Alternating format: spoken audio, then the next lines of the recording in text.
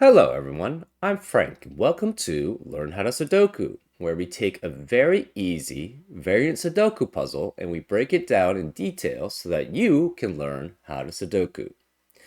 Today's puzzle, very easy puzzle, is called 3x3 Minis by Sir Moose, and you will soon see why it's called 3x3 Minis. In here, the rules are normal Sudoku rules do not apply. So I'm specifically using this as an example of where, well, you sort of see potential assumptions that you might make by using normal Sudoku rules. So this is sort of a break from that, right? So this is basically specifically normal Sudoku rules do not apply. So we do not have the restriction of having 1 through 9 in every row and column and box without repeats. That's specifically where this is not the case. Right. Actually, okay, so here are the specific rules. Okay, so we do have repeats in rows. We do not have repeats in every row and column.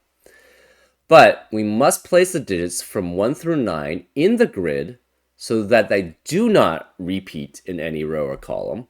So there are no repeats in any row or column. But digits can and will repeat in each 3x3 box.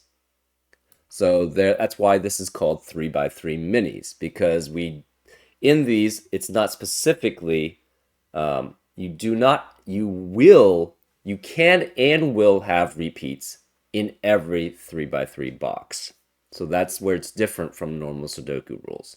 I thought it was going to be that you have repeats in every row or column, but it's actually each box that will have repeats.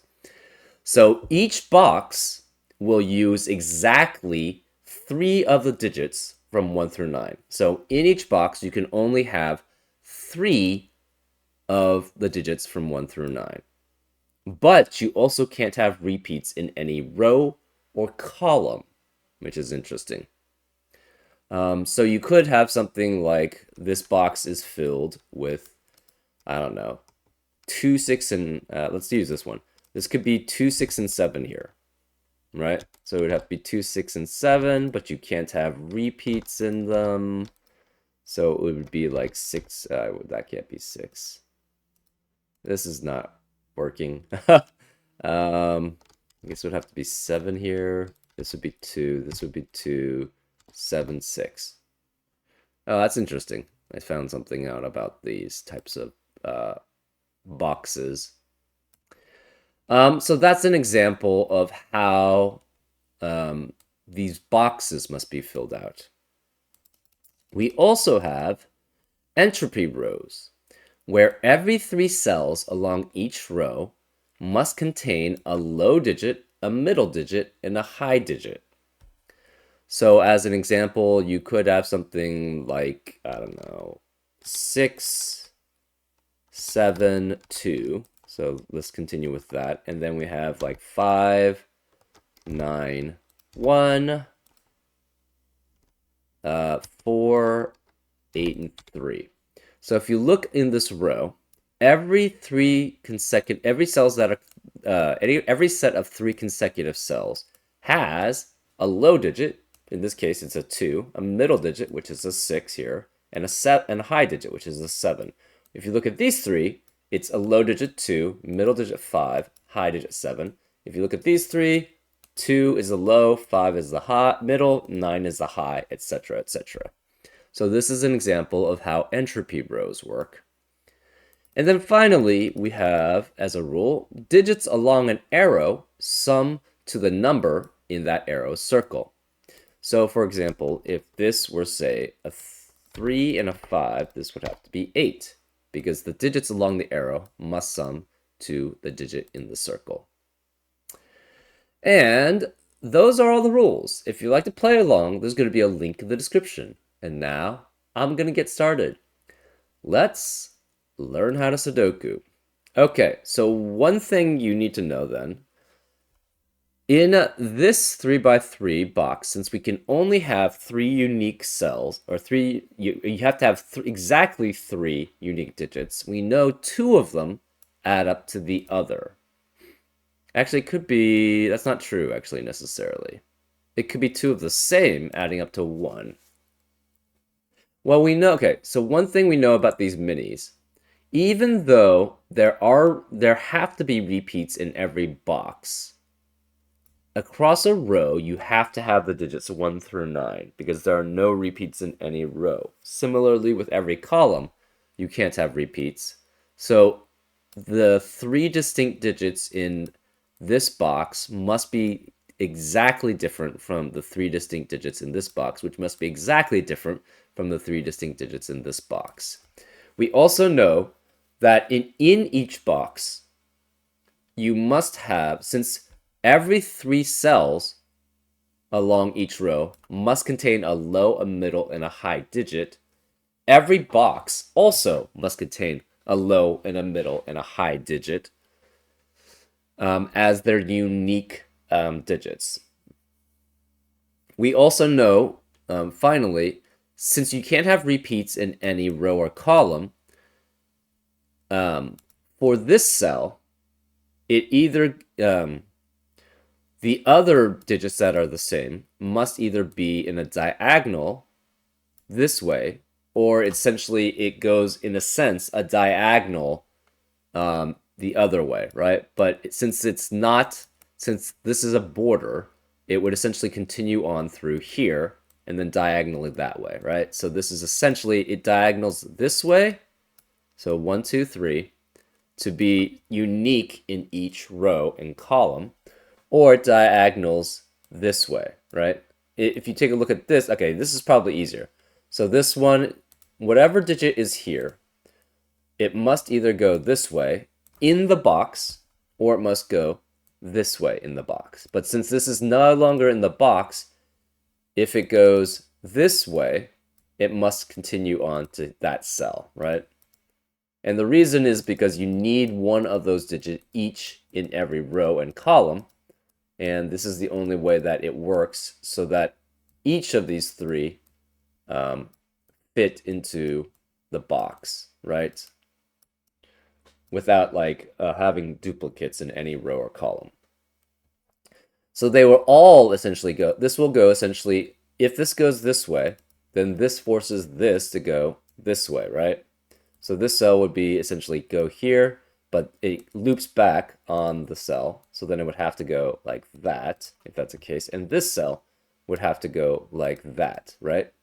And therefore that satisfies the row having no duplicates and the column having no duplicates with 3 unique digits in every box, right? So if it goes that way, you can go that way, or if you go this way, then this also has to go in that direction, right? So you have to have 3 greens that way, and you have 3 oranges that way. Because you can't cross, because then this cell would have to be both orange and pink, which is not allowed. So yeah, there's that too.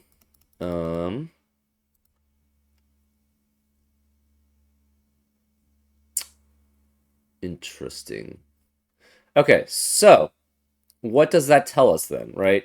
We know this cannot be good. This cell, whatever this is, cannot go this way because the sum of itself plus itself never adds up to itself, right? That would be 2 times itself, right? So if this digit was x, you have x and x adding together, which would add up to 2x, but then this would have to be an x to follow the same pattern, right? So this digit must go this way.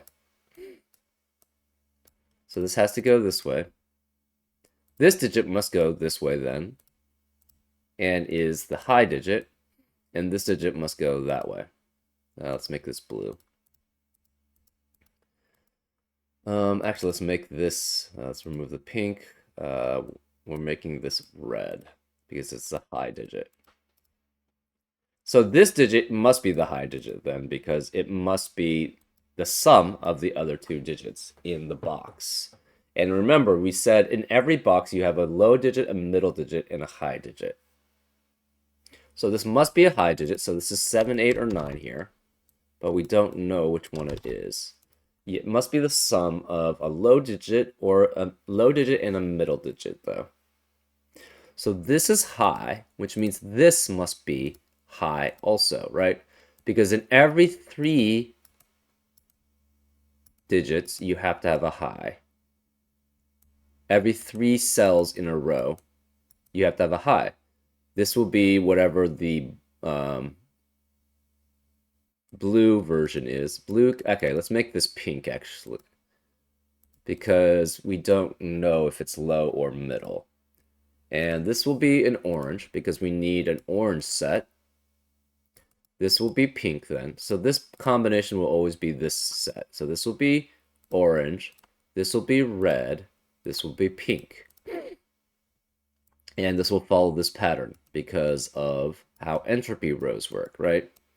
And this is, you can relate this actually to other entropic lines, actually. Entropic lines are pretty common in variant Sudoku puzzles. So this is actually fairly important to remember. These digits, this digit must be a high. And this is a pink set because, again, of entropic rows. This must be orange. This is red. This is pink. This is orange. And therefore, this must be pink, orange, and red. I'm not sure, actually, I would consider this a very easy puzzle. This requires actually a lot of information that you might not have, particularly as a beginner. I would consider this more of an easy puzzle, because once you understand the basics of how entropic lines work, how this 3x3 box with only 3 unique digit works, then you can actually, it solves rather quickly. But you do not actually, this is actually not necessarily a very easy puzzle because it requires a lot of knowledge to do that. Well, now we know that the orange is greater than the pinks, so therefore the pinks must be lows, right? Because the orange is the sum of 2 pink digits, and therefore must be greater than the pinks. So the oranges are the middle digit.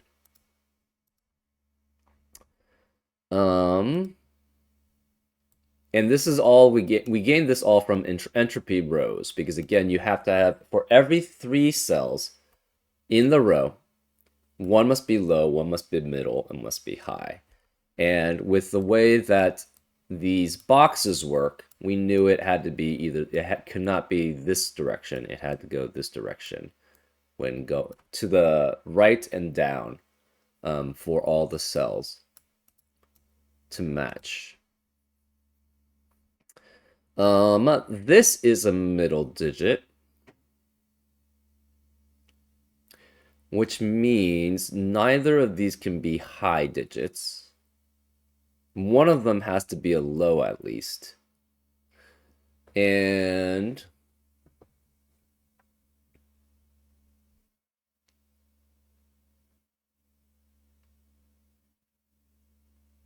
so this is the sum, this middle is the sum of 2 unique, or 1 unique digit twice. So this must be a 4 or 6. So this is 4 or 6, which means this is the sum of 2 twice or 3. So this is 2 or 3 here. We're not sure which one that is.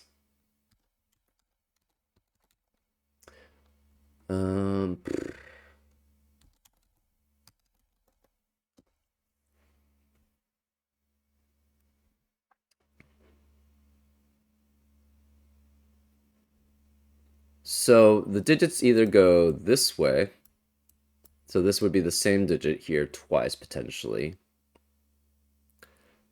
or it goes this way, and then this way.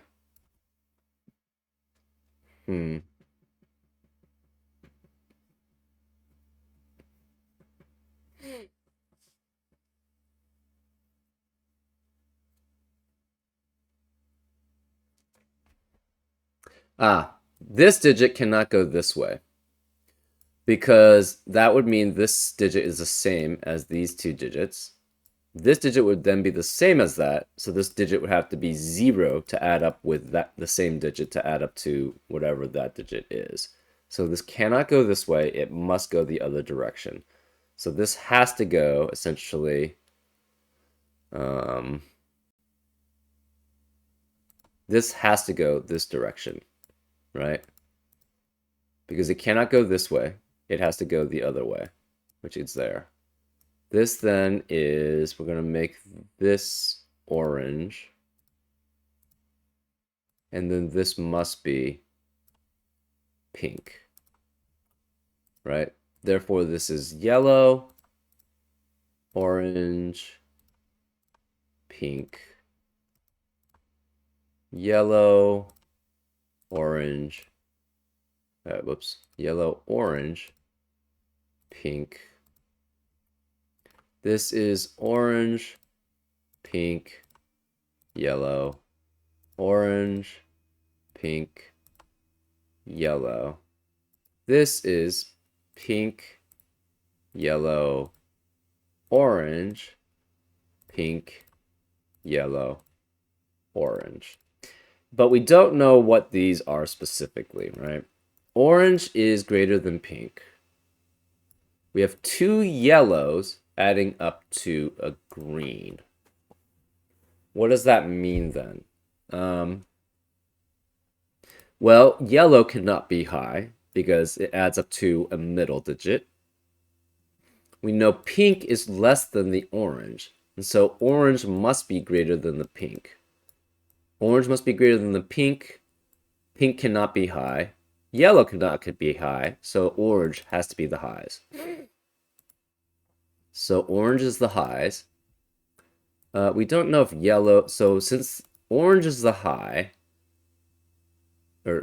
Well, now it's red, right? This is the sum of two digits, which are exactly the same. Well, what is the only high digit that adds is equal to the 2 times a number? That would have to be 8. And therefore, the 2 times number would have to be a 4. So this is 8. These are 4s then. So the pinks are the middle digit, right? They have to be a middle digit, and therefore the yellows must be low. So this is 4 and 4, which means this can't be 4. This must be a 6, which forces this to be a 3 and 3 added together. So this is also a 3. The other digits in this box must be 8, and this must be a 4. The middle digits in this box must be a 6. This then is the sum of 2 times a digit. So it must be 4 then, because it can't be 6. So this is 4, this is 5. These are both 4, these are both 5.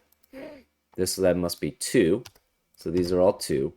This low digit cannot be 2 and cannot be 3, so it must be 1. This low digit then must be a 2. This low digit cannot be 2 or 3 because it sees the 3, so it must be 1 here. This low digit then must be 3. This high digit is the sum of 5 and 2, so this high digit must be 7. This cannot be 8 because it sees the 8 in this box, and it sees the 7, so this has to be 9, which makes this 8. This medium cannot be 4 or 5, so it must be 6. This high cannot be 7 or 8 because it sees the 8 in the same row and the 7 in the same column, so this must be 9. This middle must be a 5. This high must be a 7. Okay. Now we have, again, this box cannot go this direction because these two digits would be the same and this can never be 0. So it has to go this direction. So we'll mark that as pink. These will go this direction. We'll mark that as orange. And this will be yellow going this way. Okay, that means this is yellow, orange, pink. So you can do this along entropic lines too, which helps a lot.